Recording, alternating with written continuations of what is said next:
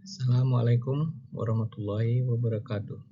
Nama saya Weli Irawan dengan NIM 252240052. Hari ini saya akan mempresentasikan topik yang sangat krusial dalam supply chain management, yaitu analis lead time dan ketersediaan spare part dalam supply chain MRO. Kita sering fokus pada logistik produk jadi, namun kita jarang melihat apa yang terjadi di balik layar agar pesawat tetap beroperasi. Kita akan mendiagnosa sebuah paradoks besar dan melihat bagaimana sinkronisasi ekosistem pemeliharaan dapat menjadi kunci efisiensi perusahaan.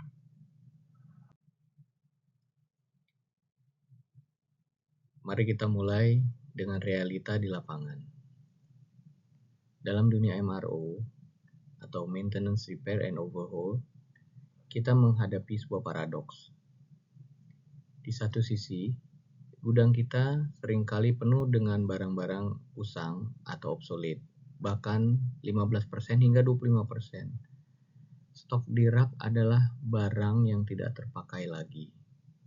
Padahal MRO sendiri bisa memakan 40% hingga 50% dari total anggaran pemeliharaan.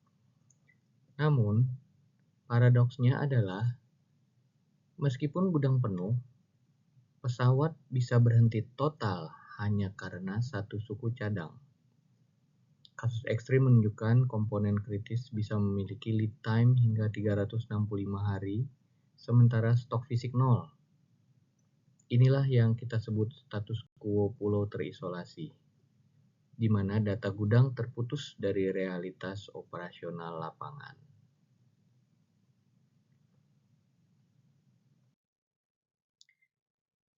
Mengapa lead time bisa membengkak? Kita bisa melihatnya melalui 3 titik sumbatan utama. Yang pertama, perencanaan internal. Seringkali Bill of Materials atau BOM tidak akurat dan kita masih mengandalkan data lead time yang lama yang tidak lagi relevan dengan performa pemasok. Kedua, birokrasi pengadaan. Prosedur yang berlapis dan lambatnya respon kuotasi harga dari vendor menciptakan hambatan administratif yang signifikan. Ketiga, dinamika vendor. Ketergantungan tinggi pada pemasok luar negeri untuk komponen presisi seringkali membuat kita tidak berdaya saat ada kendala produksi di sisi mereka. Salah satu contoh konkret adalah ketika ada sebuah pesawat yang mengalami trouble ADIRU atau Air Data Inertial Reference Unit. Spare part ini diorder melalui vendor third party. Nah, ketika quotation sudah di-approve dan pihak pemesan sudah melakukan pembayaran, ternyata spare part tersebut harus menunggu approval dari US Department of Commerce karena spare part tersebut berada di Amerika. Akibatnya, maka proses maintenance pesawat yang seharusnya cepat menjadi delay yang berkepanjangan.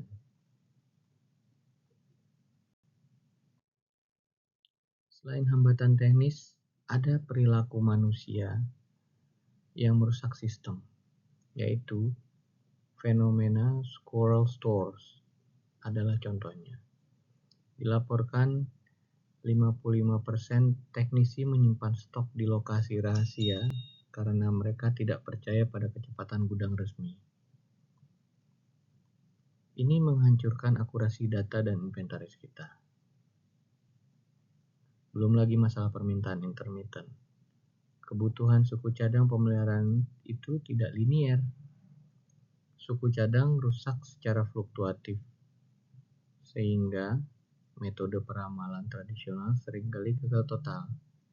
Ditambah lagi dengan perangkap data, di mana upgrade mesin dilakukan tanpa memperbarui data sistem di gudang. Lalu solusinya bagaimana? Kita harus bergeser dari kebijakan stok yang pukul rata ke strategi inventaris berbasis risiko. Kita menggunakan matriks ABC VED.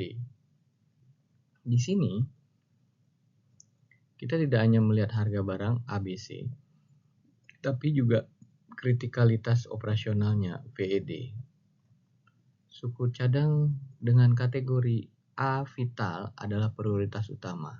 Ini adalah insurance stock dengan tingkat layanan harus 100%. Karena biaya downtime jauh melebihi harga barangnya. Untuk kategori B essential, kita gunakan kontrol min dan max. Dan untuk C desirable, kita cukup melakukan pembelian on demand untuk menghindari biaya penyimpanan yang tidak perlu. Untuk mengeksekusi strategi ini, kita butuh dual engine control. Pertama adalah MRP atau Material Requirement Planning sebagai otak perencana. Nah, MRP ini menarik data dari jadwal Preventive Maintenance atau PM untuk merubah perbaikan masa depan menjadi sinyal pengadaan hari ini. Yang kedua adalah Min-Max Inventory Control sebagai otot pengendali untuk mengamankan suku cadang yang bergerak cepat atau fast moving. Metode min-max adalah pendekatan heuristik yang menetapkan batas minimum atau titik pemicu dan batas maksimum batas atas untuk setiap item suku cadang. Min atau minimum level merupakan ambang batas stok terendah yang harus dipertahankan untuk mencegah terjadinya stock out. Ketika jumlah fisik di gudang menyentuh angka ini, sistem secara otomatis memicu permintaan pembelian atau purchase requisition max atau maximum level.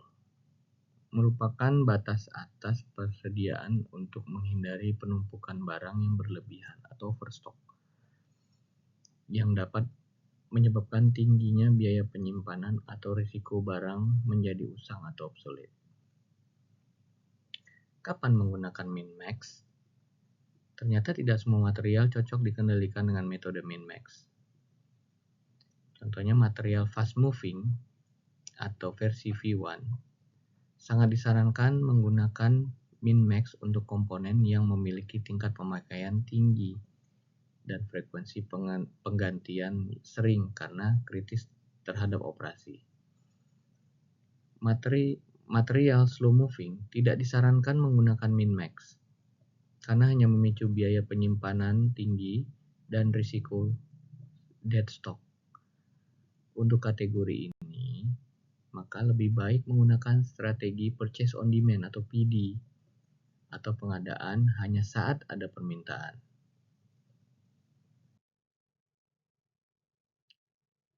Kuncinya ada pada anatomi reorder point atau ROP. Kita tidak boleh memakai janji vendor di atas kertas. Kita harus menggunakan lead time actual dari histori sistem CMMS atau SAP kita. ROP yang tepat adalah penggunaan harian dikali lead time actual ditambah safety stock akan menjaga kita agar tidak menembus batas aman saat pemesanan dalam perjalanan. Kita ambil sebuah contoh, bearing kompresor kritis. Setiap hari rata-rata kita butuh 0,05 unit. Nah, vendor menjanjikan barang sampai dalam 14 hari. Tapi data real menunjukkan 24 hari. Kita menetapkan stok pengaman sebesar 2 unit untuk berjaga-jaga. Maka ROP sama dengan 0,05 dikali 28 ditambah 2 sama dengan 3,4. Di situ dibulatkan menjadi 4 unit. Jadi begitu stok di rak gudang menyentuh angka 4 unit, sistem CMMS akan otomatis menerbitkan permintaan pembelian atau purchase requisition. Efektivitas ROP sangat beruntung pada disiplin data, tanpa memperbarui data lead time secara berkala di SAP atau CMMS. Rumus secanggih apapun akan gagal melindungi perusahaan dari risiko kekurangan stok.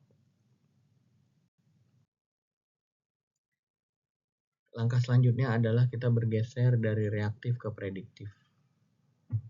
Jadi jangan hanya melihat riwayat konsumsi masa lalu lewat kaca spion. Kita harus menggunakan sinyal kebutuhan aktif. Ini termasuk memantau jadwal PM atau predictive maintenance secara ketat. Menggunakan sinyal kondisi mesin atau IoT untuk memesan sebelum mesin benar-benar mati. Serta memantau backlog work order sebagai representasi pasti dari permintaan yang akan datang. Apakah ini berhasil? Buktinya nyata. Implementasi metode ini dapat menurunkan lead time hingga 43% seperti studi kasus di mana waktu pengadaan turun dari 100 hari menjadi 57 hari. Risiko stock out pun bisa ditekan hingga 35% dan biaya pengiriman darurat hemat hanya hingga 20%. Sebagai kesimpulan, ketersediaan suku cadang bukan sekedar urusan logistik atau gudang.